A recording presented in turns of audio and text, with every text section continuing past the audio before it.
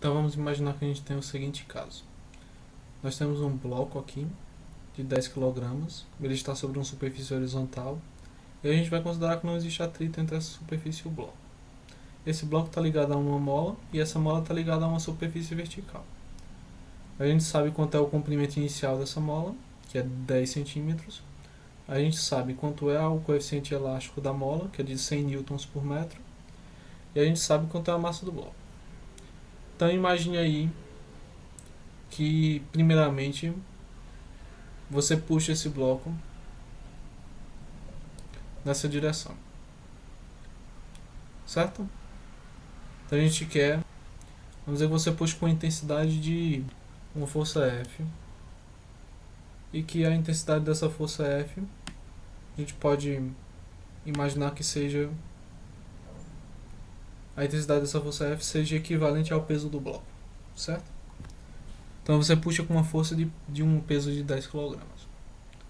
Então vamos tentar calcular qual seria o quanto essa mola iria distender.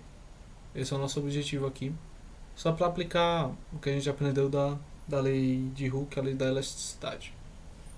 Primeiramente a gente vai fazer o diagrama de corpo livre desse bloco aqui.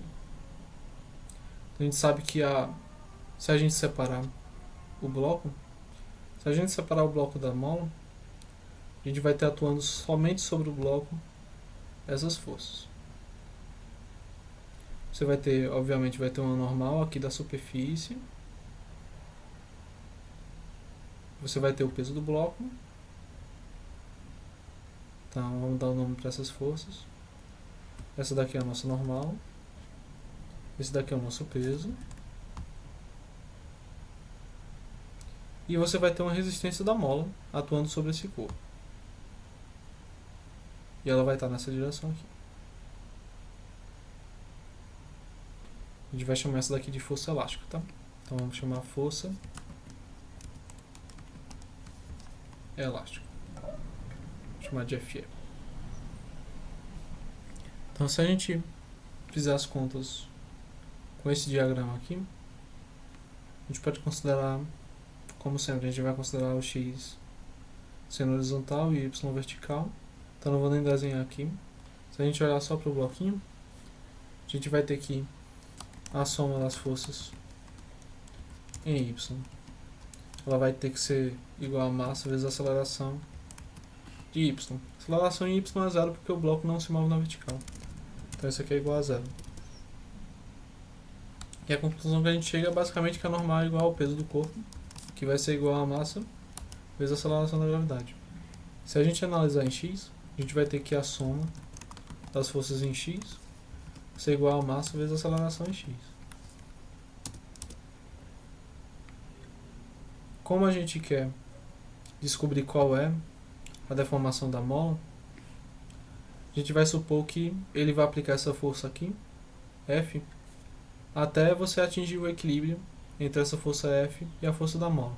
Ele vai puxar ao máximo, até a mola ficar totalmente distendida e o corpo parar. Então, nesse caso, em que a gente está imaginando, a consequência que a gente vai ter é que a aceleração vai ser zero nesse instante, né? Então a gente vai ter que a soma das forças em x também vai ser igual a zero.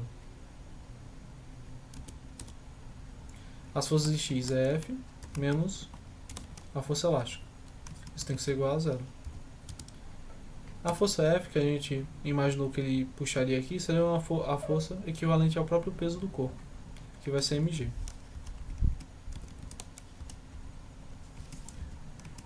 Já a força elástica, ela tem que ser igual à constante da mola vezes a deformação, né? O delta x.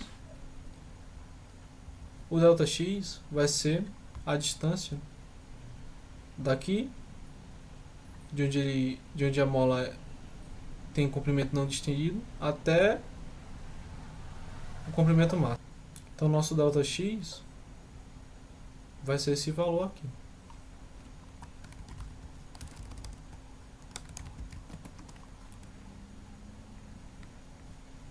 Esse é o nosso delta x. Vamos simplificar aqui para ser o dx.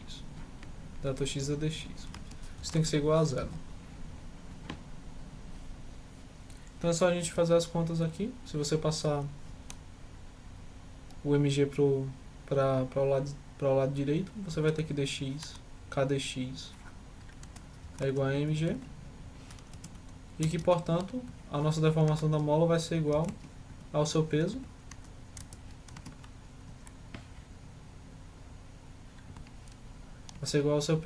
dividido pela constante elástica.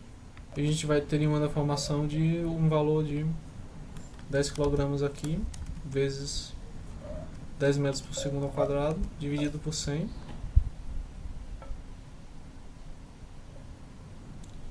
Isso vai dar uma deformação de 1. Ou seja, seria 1 metro. Então isso é uma deformação extremamente gigante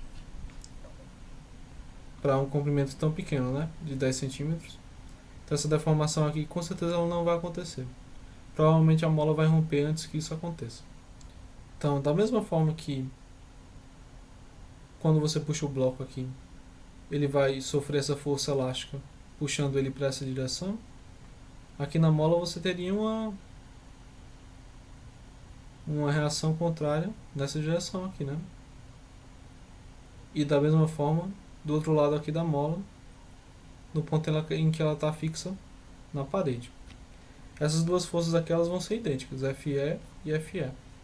E se por acaso, ao invés de eu estar puxando aqui para a direita, eu estivesse empurrando esse bloco para a esquerda, a mola, ao invés de estender ΔX, ela comprimiria ΔX. Então ela deixaria de estar aqui e viria para cá.